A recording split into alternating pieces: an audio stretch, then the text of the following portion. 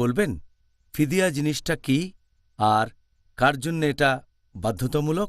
আরবি শব্দ ফিদিয়া এর মানে একটা রোজার জন্য ক্ষতিপূরণ, যে রোজাটা রাখা হয়নি হয়তো কোনো স্থায়ী সমস্যার কারণে বা অসুস্থতার জন্য। আর পবিত্র কোরআন বলছে সূরা বাকারা অধ্যায় নম্বর 2 আয়াত নম্বর 184 যে কারো জন্য যদি রোজা রাখা কঠিন হয়ে যায় তাহলে সে খাইয়ে দেবে একজন অভাবগ্রস্ত লোককে, একজন গরিব লোককে। তাহলে কেউ যদি স্থায়ীভাবে বিকলাঙ্গ হয় বা স্থায়ীভাবে অসুস্থ অথবা বয়স হওয়ার কারণে রোজা রাখতে পারে না, তাহলে মিস করা প্রত্যেকটা রোজার জন্য একজন গরিব লোককে খাইয়ে দেবে, আর এটাকে বলা হয় ফিদিয়া। আচ্ছা, এখানে কোনটা করা উচিত? ধরেন একজন লোক রোজা রাখতে পারছে না, তখন সে কি একজনকে 30 দিন খাওয়াবে নাকি 30 জনকে একদিনই খাওয়াবে?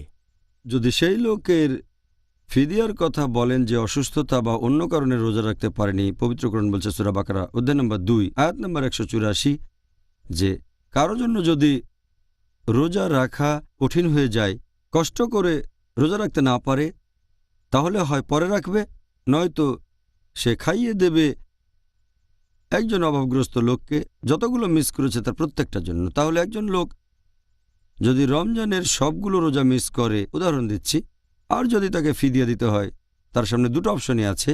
হয় সে 30 জন লোককে একসাথে খাইয়ে দেবে, এভাবে সে তার মিস করা সবগুলো রোজার ফিদিয়া দিয়ে দেবে, সবগুলোর ক্ষতিপূরণ, অথবা সে একজন লোককে ফিদিয়া দিতে পারে মোট 30 দিন ধরে, আর প্রত্যেককে খাবার দিতে হবে 1 সা। সে দেশের প্রধান খাদ্য যেটা, সেটা খাবার হিসেবে দেবে 1 সা, মানে আনুমানিক 1.5 কেজির মতো। এখানে দুটো অপশনই আছে। এ ব্যাপারে ইবনে আব্বাসের বলা একটা হাদিস, এটা আছে সহিহ বুখারীতে খণ্ড নম্বর 6 হাদিস নম্বর 4505। কোরআনের একটা আয়াতের কমেন্ট্রি সূরা বাকারা অধ্যায় 2 আয়াত 184। এখানে বলা হয়েছে যে যাদের রমজান মাসে রোজা রাখাটা বেশ কঠিন হয়ে যায়, রোজা রাখতে না পারে, তারা হয় পরে রাখবে নয়তো অভাবগ্রস্তকে খাইয়ে দেবে। এভাবে যেসব মানুষের কথা বলা হয়েছে তারা খুবই বৃদ্ধ পুরুষ, মহিলা, অথবা সেই মানুষ যারা স্থায়ীভাবে বিকলাঙ্গ অথবা কোনো অসুখ হয়েছে যার কারণে রোজা রাখা কঠিন হয়ে পড়েছে। এই দুটোরই অনুমতি আছে। এ ব্যাপারে একটা হাদিস আছে যে একজন সাহাবা ছিলেন যার নাম ছিল আনাস বিন মালিক রাদিয়াল্লাহু আনহু। তিনি যখন বৃদ্ধ হলেন, এ হাদিস বলছে, তিনি কিছু খাবার রেঁধে 30 জন লোককে ডাকলেন আর সবাইকে খাইয়ে দিলেন, পুরো রমজান মাসের ফিদিয়া দিলেন। তাহলে রান্না করা খাবার এখানে দিতে পারেন, খাবার রান্না করে তাদের খাওয়াতে পারেন, হতে পারে সেটা নাস্তা অথবা হতে পারে ডিনার বা এরকম। আর অন্য অপশনটা হচ্ছে, এটাতে একমত হয়েছেন ইমাম আহমদ ইবনে হাম্বল, ইমাম শাফি, আর এছাড়াও বেশ কিছু মালিকি বিশেষজ্ঞ, যে রান্না না করা খাবারও দিতে পারেন একজন লোককে 30 দিন ধরে। একজন লোককে রান্না না করা খাবার দেবেন 30 দিন, তাহলে এতে করে পুরো রমজান মাসের ফিদিয়া দেয়া হবে। এটাও একটা অপশন। তাহলে একজন লোককে 30 দিন খাওয়াতে পারেন অথবা 30 জন মানুষকে একদিনে, দুটোর অনুমতি আছে। আচ্ছা, সুন্দর। ডক্টর জাকির, আপনি কি আমাদের বলবেন কাফারা কি? এছাড়াও আপনি কি আমাদের দর্শকদের এটা বলবেন যে সে কি ক্ষতিপূরণ দেবে যে স্ত্রীর সাথে সহবাস করেছে এই পবিত্র রমজান মাসে রোজা অবস্থায়? আরবি শব্দ কাফারা এর মূল শব্দটা কুফর, যার মানে গোপন করা, যার মানে লুকিয়ে রাখা, যার মানে ঢেকে রাখা। আর রোজা প্রসঙ্গে বললে একটা রোজার কাফারা দেয়া হয় যদি কেউ ইচ্ছাকৃতভাবে রোজা ভেঙে ফেলে সহবাস করার মাধ্যমে। যদি কেউ সহবাস করে তার স্ত্রীর সাথে রোজা অবস্থায়, যখন ফরজ রোজা পালন করছিল, তার মানে রমজান মাসের রোজা, তখন কাফারা দিতে হবে। এখন কাফারা কি হবে সেটার ব্যাপারে বললে, এটা পরিষ্কারভাবে বলা হয়েছে, আছে সহিহ বুখারীতে খণ্ড নম্বর 3 বুক অব ফাস্টিং হাদিস নম্বর 1936। একবার এক লোক নবী সাল্লাল্লাহু আলাইহি সাল্লামের কাছে এসে তাকে বলল, হে আল্লাহর রসুল, আমি একেবারে ধ্বংস হয়ে গেছি। নবী জিজ্ঞেস করলেন, কি হয়েছে? সে বলল যে আমি রোজা থাকা অবস্থায় আমার স্ত্রীর সাথে সহবাস করেছি। সে নবীর কাছে গিয়ে বলল, আমার স্ত্রীর সাথে সহবাস করেছি আমি রোজা থাকা অবস্থায়। নবী তাকে বললেন, একজন দাস মুক্ত করে দিতে পারবে? দাসকে মুক্তি দিতে পারবে? সে লোক বলল, না। নবী তখন জিজ্ঞেস করলেন, তুমি কি একটানা 2 মাস রোজা থাকতে পারবে? একটানা 60 দিন রোজা থাকতে পারবে? সে বলল, না। নবী জিজ্ঞেস করলেন ৬০ জন গরিব লোককে খাওয়াতে পারবে? সে লোক বলল না। তখন আরেকজন লোক এসে নবীকে একটা ঝুড়ি থেকে কিছু খেজুর দিল। নবী ঝুড়িটা আগের লোকটাকে দিয়ে বললেন যে এগুলো গরিব মানুষকে দিও, এটাই হবে তোমার কাফফারা। লোকটা প্রশ্ন করল, আমি কি এমন কাউকে দেব যে আমার পরিবারের চেয়েও গরিব? নবী বললেন হ্যাঁ। তখন সে লোকটা বলল, আমি আল্লাহ সুবহানাহু ওয়া তাআলার নামে বলছি, আমি এমন কোনো পরিবারকে চিনি না যারা আমার পরিবারের চেয়ে গরিব, মদিনার 2 পাহাড়ের মাঝে যাদেরকে আমি চিনি। তখন নবী হেসে উঠলেন আর দাঁতের মাড়ি দেখা গেল, আর তিনি বললেন, তোমার পরিবারকে দিও। তাহলে এই হাদিস থেকে আমরা জানতে পারছি যে যদি কোনো মানুষ রোজা ভেঙে ফেলে ইচ্ছাকৃতভাবে সহবাস করার মাধ্যমে তার স্ত্রীর সাথে, তাহলে প্রথম যে কাজটা করতে পারে ক্ষতিপূরণ হিসেবে সে রোজা রাখবে যত তাড়াতাড়ি সম্ভব। সেটা পরবর্তী রমজানের আগে হতে হবে। 2 নম্বর, কাফফারা দিতে হবে।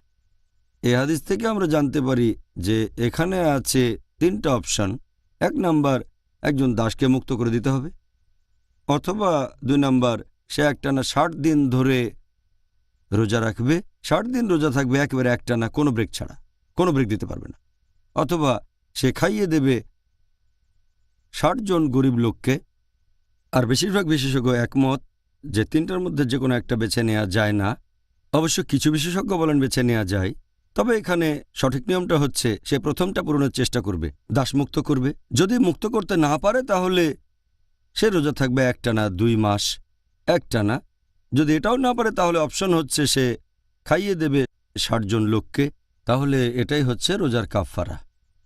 জাযাকাল্লাহ খায়ের। হাদিসের কথা বললেন, আমাদের নবী মোহাম্মদ সাল্লাল্লাহু আলাইহি সাল্লামের এই উত্তরটা দেওয়ার জন্য খুব সুন্দর।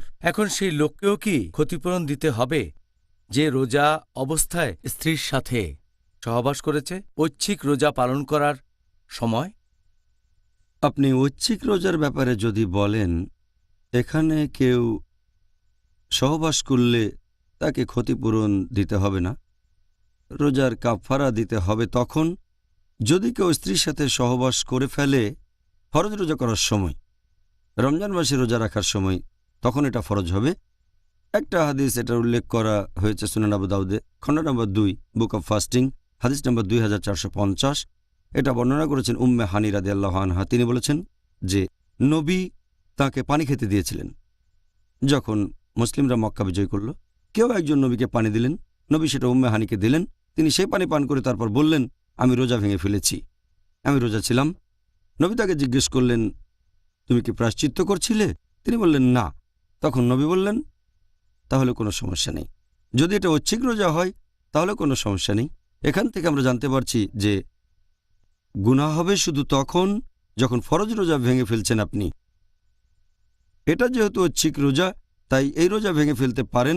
এ সময় চাইলে কিছু খেয়ে রোজা ভাঙতে পারেন। এ সম্পর্কে আগে কিছু হাদিস আমি বলেছি যে একবার এক লোক একজন সাহাবাকে খাওয়ার জন্য তার বাসায় দাওয়াত দিয়েছিল।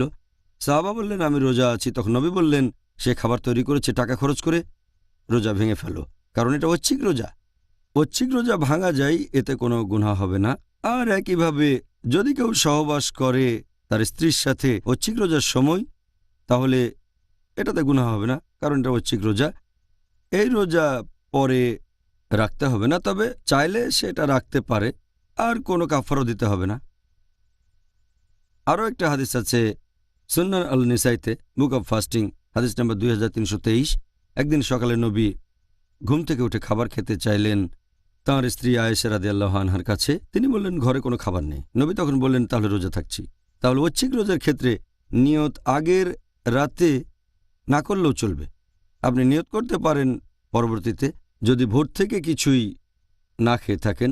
এটার ভিত্তিতে বলা যায় যে কাফফারা দিতে হবে না যদি কেউ স্ত্রী সহবাস করে ঐচ্ছিক রোজার সময়। জাযাকাল্লাহ খায়ের। আজকের